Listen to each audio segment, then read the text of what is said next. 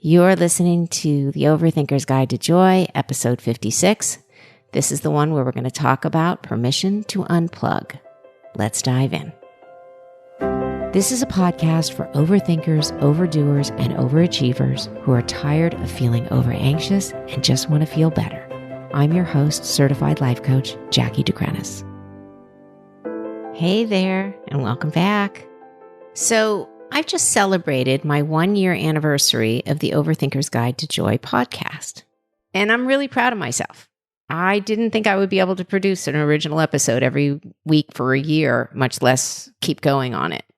But I've noticed that now that I'm on episode 56, the anniversary actually passed a few weeks ago, and I realized I really just have loved podcasting so much. I especially love the feedback that I get from my listeners when a particular episode has resonated.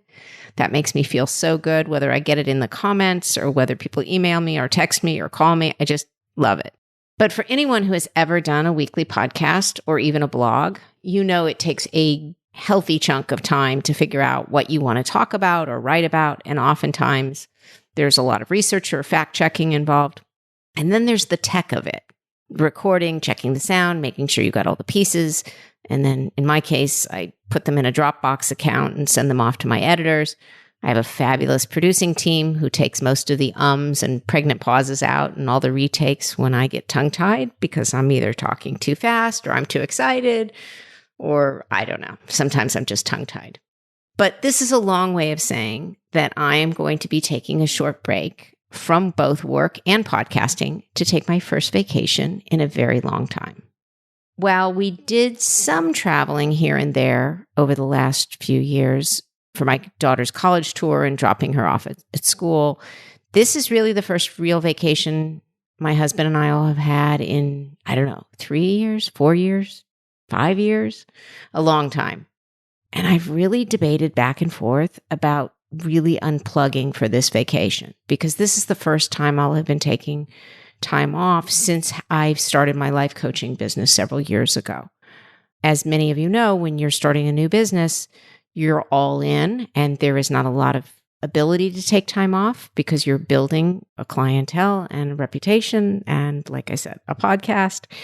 And the truth is, I didn't really need a vacation. I love what I do. I still love what I do.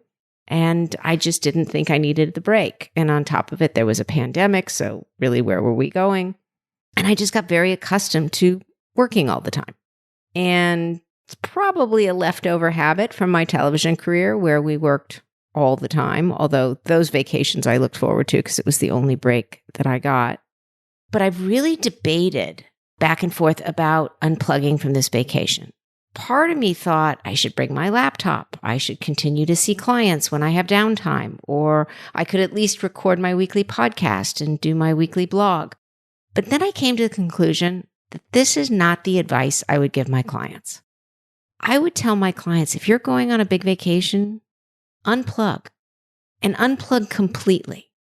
I would tell them, start watching things for pleasure, read for pleasure, or see the sights, sleep in, exercise, but just be present on your trip, whatever it is, whether it's a ski trip, a hiking trip, a city trip, a country trip, a bike trip, but just be there and don't be tied to your devices and don't be tied to other time zones and appointments and deadlines and feeling the need that you always have to be working on something.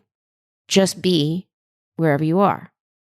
And then I noticed the discomfort I was having in making this decision, that I have created a life where I have a lot more work-life balance than I ever did in my 30 plus years in the television business, but I still hold a little bit of a workaholic's mentality. It's my comfort zone. I like to work. I feel productive when I work. I feel useful when I work. I feel purposeful when I work. But I also like to play. I like to play games and sports and watch TV and listen to music and read books and socialize with friends.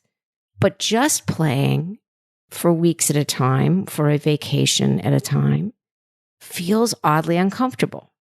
And the thoughts that come up are, well, what if I got bored? Or what if I lose momentum? Or what if I can't get back into my work when I return? And I was supposed to get ahead and record a bunch of original episodes before I left, which I didn't do because I didn't have time and I just had too many other obligations. But I realized that that was also generating this discomfort, the feeling like I failed before I left, and then the need to compensate, the need to bring my computer, bring my microphone, bring my, all my things so that I could make up for the work that I didn't get ahead of. And I decided I need to reframe that thought. And I thought that that might be helpful for many of my listeners who, like me, are workaholics or productiveaholics or perfectionists or overthinkers.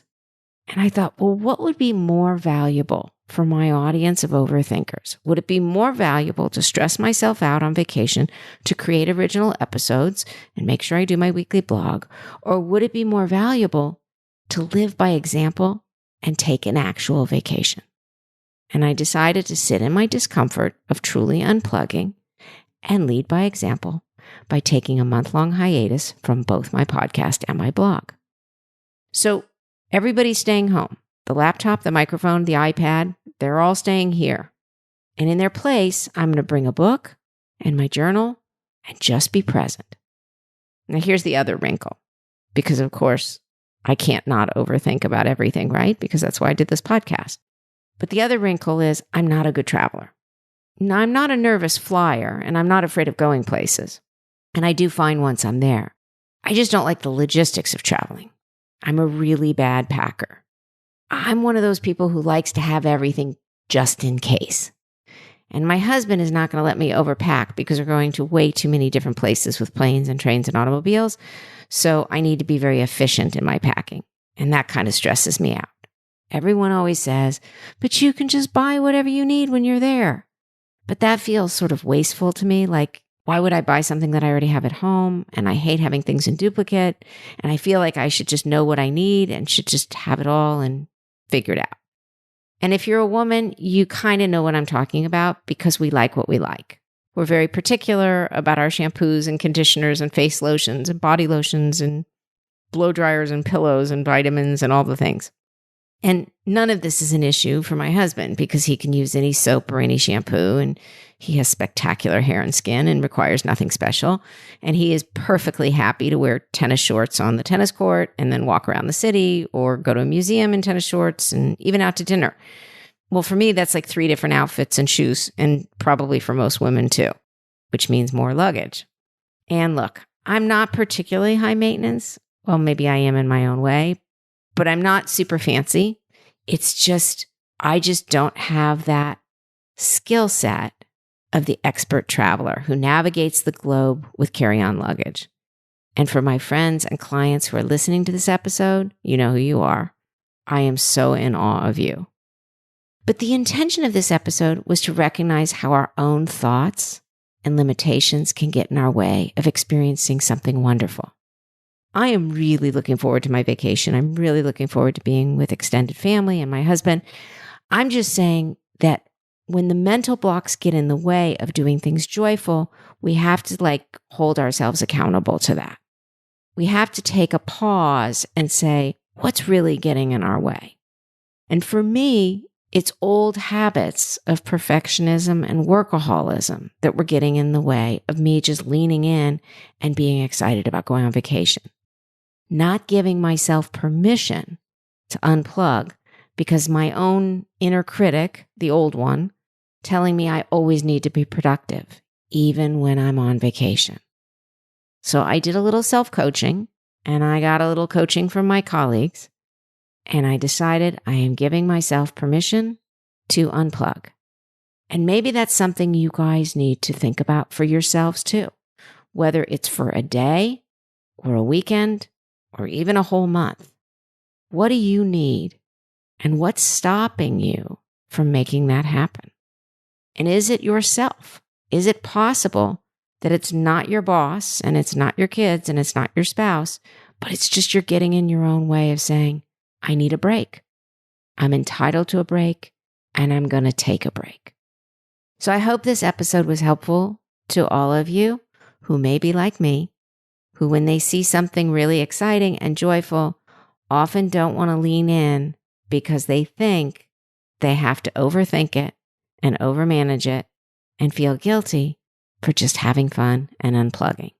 And I'm giving you permission, like I gave myself. You're allowed to unplug, and I highly recommend it. So with that, I will be back to you with original episodes in November. And until then, I'm wishing you a great couple of weeks, and may you be kind to yourself during the break. Bye for now. Thank you for listening to this episode of The Overthinker's Guide to Joy. If you're enjoying these episodes, please subscribe or follow this podcast so you can always be in the know when the next episode drops. If you would like to learn more about working with me as a coach, you can connect with me through my website at jackiedecrenis.com. That's JACKIEDECRINIS.com.